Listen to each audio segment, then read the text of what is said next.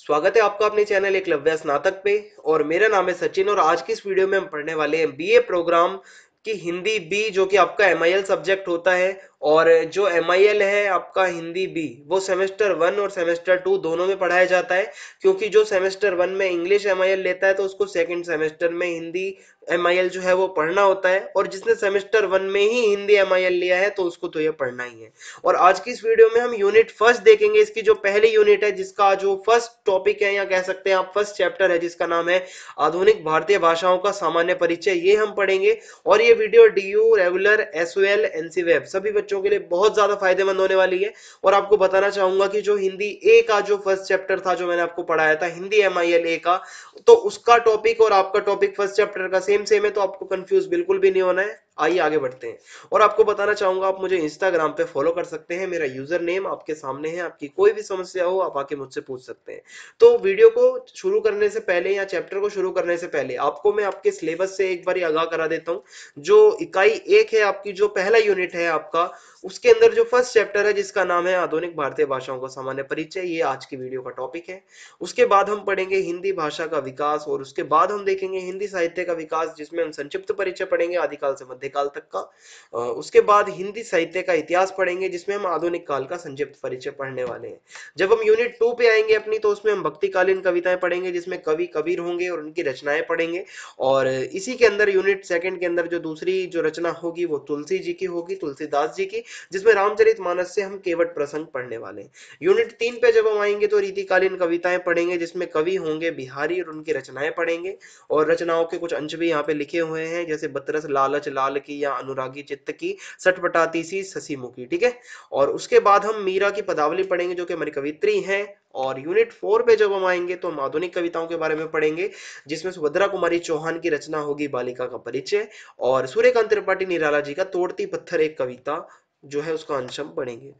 अब मैं स्टार्ट करता हूं आज के इस टॉपिक को। तो हमारा जो देश भारत है, उसमें दो तरीके के भाषा परिवार है। एक आर्य भाषा परिवार है और दूसरा द्रविड़ भाषा परिवार है। आपको मैं डीपली पढ़ाऊंगा, बिल्कुल शॉर्ट में कुछ भी नहीं पढ़ाऊंगा, अच्छे से समझ में आ जाएगा आपको, ताकि आप एग्जाम में लिख पाओ।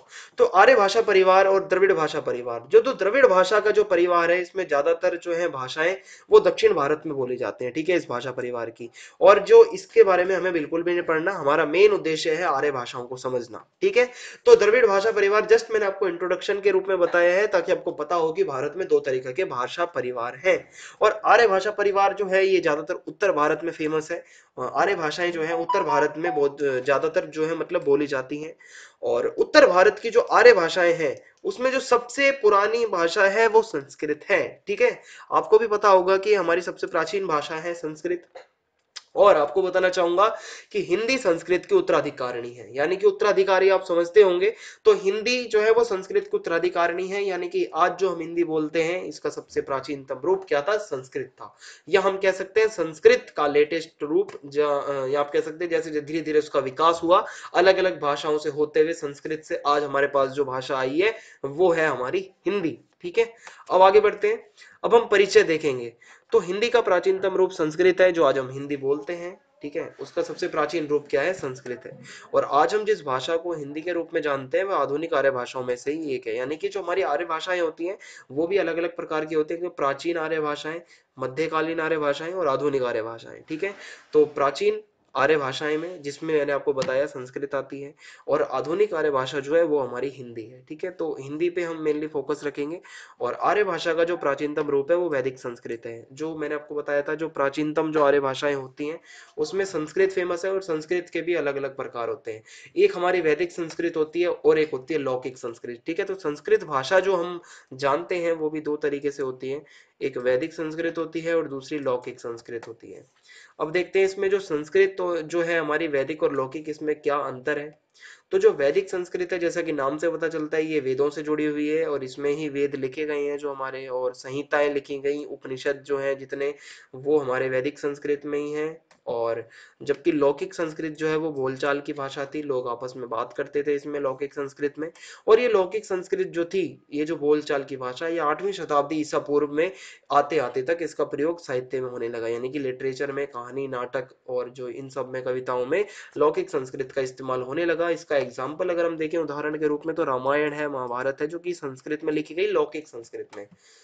और अगर हम रचनाकारों की बात करें संस्कृत के कुछ, ठीक है, तो उसमें वाल्मीकि हैं, व्यास जी हैं, कालिदास जी हैं, माघ जी हैं, भारवी जी हैं, अश्वघोष जी हैं, भवभूति जी हैं, विशाख जी हैं, दंडी जी हैं और श्रीहर्ष जी हैं, ठीक है। तो ये कुछ रचनाकार रहे। अब हम बात करते हैं कैसे कैसे भाषाओं का विकास हुआ है। तो संस्कृत, मैंने आपको बताया था सबसे पहले संस्कृत भाषा थी। तो जो संस्कृत कालीन बोलचाल की भाषा थी, देखो सबसे पहले संस्कृत दो भागों में बंटी गई थी। सबसे पहले जो थी वैदिक संस्कृत, उसका थोड़ा थोड़ा विकास हुआ, वो लौकिक संस्कृत बनी।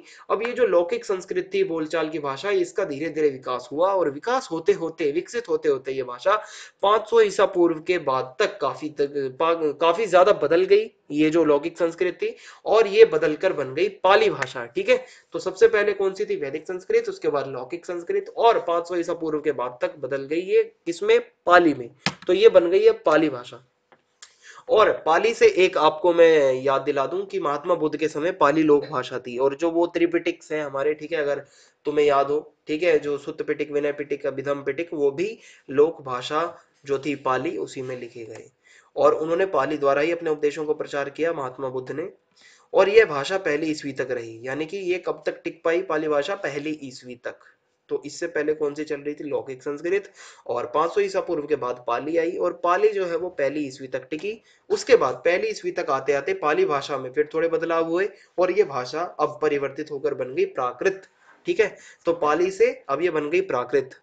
और उसके बाद क्या होता है देखते हैं। प्राकृत जो भाषा बनी पाली से, ये टिकी आपकी पहली ईस्वी से लेकर 500 ईस्वी तक, ठीक है। और प्राकृत से एक चीज आपको जुड़ी हुई बता दूं कि जैन धर्म में इस भाषा का बहुत इस्तेमाल हुआ प्राचीन समय में, और जैन धर्म के जो ग्रंथ थे, जो रचनाएं थी, वो ज्यादातर प्राकृत में लिखी गई। और इस काल में बहुत सारी क्षेत्रीय बोलियां भी थी, यानी कि जो प्राकृत, जो ये टाइम था प्राकृत भाषा का, इस टाइम पे अलग अलग भारत के अलग अलग क्षेत्रों में क्या था? अलग अलग बोलियां भी आ रही थी, जैसे कि शौरसैनी, पैशाची, महाराष्ट्री, मागधी और अर्धमागधी। और प्राकृतों से ही क्षेत्रीय अपभ्रंशों का विकास हुआ। अब ये जो प्राकृत थी, ये इसमें क्या हुआ? ये प्राकृत भाषा देश के अलग अलग कोने तक फैली, और इन्हीं प्राकृतों से बदलाव होते होते देश के अलग अलग क्षेत्रों में एक नई भाषा सामने आने लगी, अपभ्रंश। और ये क्षेत्रीय अपभ्रंश थे, मतलब अलग अलग क्षेत्रों में अलग अलग अपभ्रंशों का विकास हुआ। और जो अपभ्रंश भाषा थी, उसका जो टाइम था वो 500 से लेकर 1000 ईस्वी तक रहा, ठीक है। तो अपभ्रंश आप समझ सकते हो कि अपभ्रंश किसी एक जगह नहीं बोली जाती थी। अपभ्रंश क्षेत्रीय अपभ्रंश थे, जो कि अलग अलग मतलब क्षेत्रों में अपभ्रंशों का विकास होने लगा। अब क्या होता है? अपभ्रंश भाषा के दो रूप हैं। जो अपभ्रंश भाषा है वो दो रूप हैं, यहाँ कह सकते हो दो अलग अलग क्षेत्रों में इनका विकास हुआ। पश्चिमी अपभ्रंश है और पूर्वी अपभ्रंश है। और 1000 ईस्वी के आसपास अपभ्रंश के विभिन्न क्षेत्रीय रूपों से आधुनिक आर्य भाषाओं का जन्म हुआ। अब ये जो क्षेत्रीय अलग अलग अपभ्रंश थे, मैंने आपको बताया, जैसे कि पश्चिमी अपभ्रंश और पूर्वी अपभ्रंश, तो इसमें से जब इनका आगे विकास हुआ तो 1000 ईस्वी का जब टाइम आया, तो इन्हीं क्षेत्रीय अपभ्रंशों से आगे विकास होकर आधुनिक आर्य भाषाओं का जन्म हुआ। तो आपको समझ में आया, हमारी प्राचीन आर्य भाषाएं जो है, संस्कृत उसमें प्रमुख है। वहीं आगे जब हम बढ़ते हैं, मध्य काल में जब आते हैं, तो प्राकृत, पाली आपको देखने को मिलेंगे, और लास्ट में आपको अपभ्रंश। और जब हम लेटेस्ट, यानी कि हम आते हैं जब हम यहाँ पे अपने आधुनिक आर्य भाषाओं में, तो यहाँ पे आपको बहुत सारी भाषाएं देखने को मिलेगी, जो अब आगे मैं आपको बताने वाला हूँ, जिनका परिचय आपको पढ़ना है। तो जो आधुनिक आर्य भाषाएं थी, उन्हीं में से एक हिंदी भी है, जिसे हम जानते हैं, जिसे हम बोलते भी हैं और लिखते भी हैं। तो हिंदी जो भाषा है, इसका जन्म हम कह सकते हैं 1000 ईस्वी के आसपास हुआ। 1000 ईस्वी में हमारे सामने हिंदी भाषा का जन्म हुआ। और इसमें अंदर जो हिंदी भाषा में जो साहित्य रचना का कार्य हुआ, यानी कि जो कहानी, नाटक और कविताएं, रचनाएं, इसका काम शुरू हुआ 1150 ईस्वी के बाद। तो समझ में आया आपको कैसे संस्कृत से लेके और हिंदी तक का ये सफर रहा। अब आपको मैं बताता हूँ कुछ कि आधुनिक आर्य भाषाओं का जन्म अपभ्रंशों के विभिन्न क्षेत्रीय रूपों से ही हुआ है, ठीक है। अपभ्रंश अलग अलग जो पूर्वी पश्चिमी थे, उसी से आगे जाके हमारी आर्य भाषाएं सामने आई, जो आधुनिक वाली हैं। अब देखते हैं कि कौन से अपभ्रंश से कैसी आधुनिक भाषा सामने आई।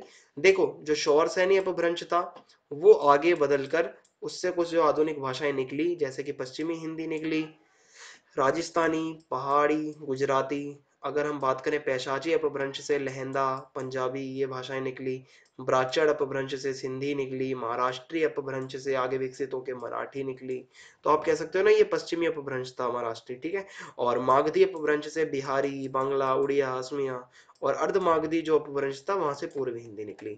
अब वन बाय वन करके मैं आपको सब कुछ अच्छे से समझाऊंगा, ठीक है, जितनी भी आपकी आधुनिक आर्य भाषाएं थी। तो एक चीज तो इससे क्लियर हो जाती है, स्पष्ट होती है कि हिंदी भाषा का उद्भव जो है वो अपभ्रंशों के ही आगे आगे जब विकास हुए उससे हुआ। और कौन कौन से अपभ्रंशों से? अर्धमागधी, शौरसैनी और मागधी, इनका जब आगे विकास हुआ तो हिंदी भाषा हमारे सामने आई। सबसे प्राचीन जो हमारा ग्रंथ है ऋग्वेद, वो वैदिक संस्कृत में था, ठीक है। और ये एक छोटा सा चार्ट आपके सामने डायग्राम के रूप में, जिसमें आप देख सकते हो कि कैसे ये पूरी यात्रा रही। संस्कृत से पाली, पाली से प्राकृत, प्राकृत से अपभ्रंश अलग अलग, और फिर वहां से अर्धमागधी, शौरसैनी, मागधी, इनका जब विकास हुआ तो हिंदी हमारे सामने आई। अब हम देखते हैं कुछ आर्य भाषाओं का संक्षिप्त परिचय। सबसे पहली है सिंधी, ठीक है। सिंधी भाषा आपने सुनी होगी। तो 1947 से पहले सिंध प्रांत की भाषा थी, जो सिंध का जो इलाका था, पश्चिम उत्तर पश्चिम जब हम जाते हैं साइड में भारत की, वहां पे ये भाषा बोली जाती थी। जब हमारा बंटवारा हुआ विभाजन के बाद, इस भाषा को बोलने वाले जो लोग थे वो पाकिस्तान के सिंध में रहे। जबकि भारत में बात करें तो कच्छ का जो इलाका है, और जो अजमेर का, मुंबई का और दिल्ली का, यहाँ पे इसको बोलने वाले लोग रहते हैं। और सिंधी के बारे में आपको बताऊं, इसकी जो लिपि है वो लंडा है। वहीं अरबी के एक संशोधित रूप तथा गुरमुखी का लिपि, ठीक है, अरबी के एक संशोधित रूप, अरबी के एक संशोधित रूप तथा गुरमुखी लिपि का भी इसमें कहीं ना कहीं आप देखोगे आगे जाके इसमें यूज हुआ। वहीं भारत में इस सिंधी भाषा के लिए देवनागरी का भी प्रयोग होने लगा है, यानी कि जो हमारी हिंदी वाली जो लिपि है उसका सिंधी में भी इस्तेमाल होता है। अगर हम बात करें लहंदी जो भाषा है, लहंदा भी जिसे कहते हैं, तो ये पैशाची अपभ्रंश से विकसित हुई।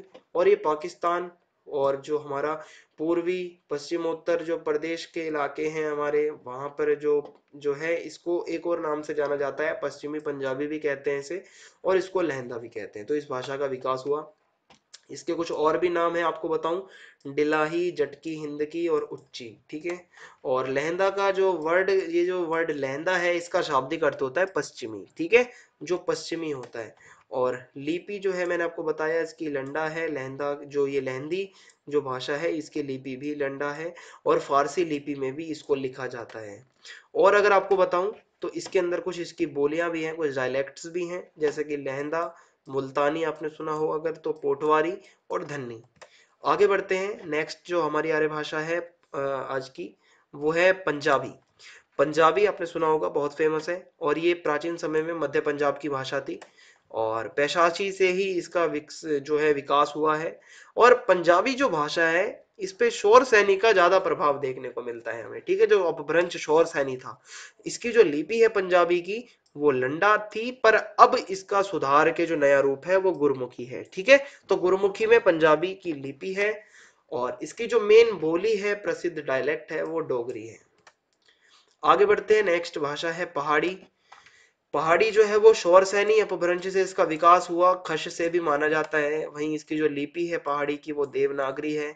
पूर्व और जो पहाड़ी भाषा है वो तीन तरीके की है, एक पूर्वी पहाड़ी है, पश्चिमी पहाड़ी है, मध्य पहाड़ी है। पूर्वी पहाड़ी के अंदर नेपाली भाषा आती है, पश्चिमी पहाड़ी के अंदर चंबाली भाषा आती है, वहीं मध्य पहाड़ी के अंदर गढ़वाली या फिर कुमाऊनी भाषा आती है। नेक्स्ट है गुजराती। और ये इसका विकास शौरसैनी अपभ्रंश से इसका विकास हुआ, नागर रूप से इसका विकास हुआ।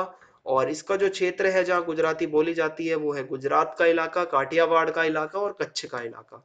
गुजराती की जो लिपि है वो पुरानी नागरी है, जो ओल्ड समय में जो देवनागरी थी वैसी। नेक्स्ट भाषा है पश्चिमी हिंदी। शोर सैनी अपभ्रंश से इसका विकास हुआ इस भाषा का। इसके अंदर जो मेन बोलियां हैं पश्चिमी हिंदी की, वो है कन्नौजी, बांगरू, बुंदेली, खड़ी बोली और ब्रज भाषा, ठीक है। आपने सुना होगा खड़ी बोली और ब्रज भाषा बहुत फेमस है, बहुत रचनाएं हुई हैं कविताओं की खड़ी बोली और ब्रज में। और खड़ी बोली जो है साहित्यिक रूप में इसको हिंदी भी कहा जाता है खड़ी बोली को, और भारत की राज्य भाषा है ये। और इसका एक अरबी फारसी शब्दों से युक्त एक और रूप है, जिसको हम उर्दू कहते हैं। उर्दू भाषा आपने सुना होगा, जो उर्दू है, ठीक है। और आपको एक चीज और बता दो, खड़ी बोली जो है वो उसकी लिपि देवनागरी है, और जो उर्दू भाषा है उसकी लिपि अरबी लिपि का एक संशोधित रूप है। अरबी की जो लिपि थी उसी का एक संशोधित रूप है। और हिंदी और उर्दू को जब हम जोड़ देते हैं तो एक नई भाषा हमारे सामने आती है, जिसको हम कहते हैं हिंदुस्तानी, ठीक है। अगर आपने क्लास 12th में हिस्ट्री पढ़ी हो, आधुनिक भारत की हिस्ट्री, उसमें गांधी जी ने कहा था, जब संविधान का जो चैप्टर है उसमें, कि हम कौन सी भाषा को हमें बनानी चाहिए हमारी मेन भाषा। ठीक है, तो उसमें कहा गया था गांधी ने कि हिंदी प्लस उर्दू को जब हम जोड़ेंगे तो हिंदुस्तानी भाषा को ही मैं सपोर्ट करूंगा। नेक्स्ट है पूर्वी हिंदी। इसमें क्या था, ये अर्धमागधी अपभ्रंश से इसका विकास हुआ। इसके अंदर जो बोलियां हैं पूर्वी हिंदी की वो है अवधी, बघेली, या बाघेली भी कहते हैं, और छत्तीसगढ़ी। और इसकी जो लिपि है वो देवनागरी है। अगली भाषा है राजस्थानी, जो कि शोर सैनी के नागर अपभ्रंश से इसका विकास हुआ है। इसके अंदर जो बोलियां आती है राजस्थानी में, मारवाड़ी है, जयपुरी है, मेवाती है, मालवी है। ठीक है, और जो राजस्थानी बोली जाती है उसका क्षेत्र है राजस्थान। इसकी लिपि देवनागरी है और महाजनी भी है। नेक्स्ट है बिहारी भाषा। बिहारी जो है मागधी अपभ्रंश के पश्चिमी रूप से इसका विकास हुआ। जो आपको मैं बताऊं, मगध का जो महाजनपद था, ठीक है, तो उसके आसपास का जो इलाका था वहां पे ये बोली जाती थी। और इसका जो क्षेत्र है वो बिहार है, उत्तर प्रदेश का पूर्वी हिस्सा है। लिपि जो है इसकी देवनागरी है, महाजनी है और मैथिली है। अगली भाषा है बंगाली, और इसका विकास जो है वो मागधी अपभ्रंश के पूर्वी रूप से इसका विकास हुआ है। ठीक है, जो मागधी आप कह सकते हो जो मगध का जो इलाका था उसके पूर्व में जाओगे तो बंगाल का इलाका आ जाता है। ठीक है, तो वहां पे ये बोली जाती थी। इसको जो बोलने वाले लोग हैं वो बंगाल में और बांग्लादेश में ज्यादातर रहते हैं। नेक्स्ट भाषा है उड़िया। क्षेत्र इसका उड़ीसा है जहाँ ये बोली जाती है। इसकी लिपि जो है वो पुरानी नागरी है, पर द्रविड़ प्रभाव के कारण ये भाषा अब कठिन हो गई है। इसमें यानी कि साउथ इंडियन जो लिपीज हैं, जो लिपि है साउथ इंडियन, उसका प्रभाव देखने को मिलता है जो उड़िया भाषा है।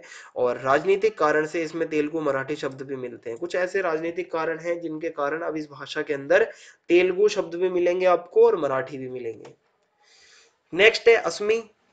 असमी, ठीक है, जिसको हम कहते हैं मागधी पूर्वोत्तरी रूप से इसका विकास हुआ अपभ्रंश से। क्षेत्र इसका असम है जहां ये बोली जाती है। एक फैक्ट बताता हूँ, 1961 तक इसको बोलने वाले लोग लगभग 38 लाख लोग थे जो असमी बोलते थे। नेक्स्ट है मराठी, और इसका महाराष्ट्रीय अपभ्रंश से इसका विकास हुआ। इसकी लिपि देवनागरी है।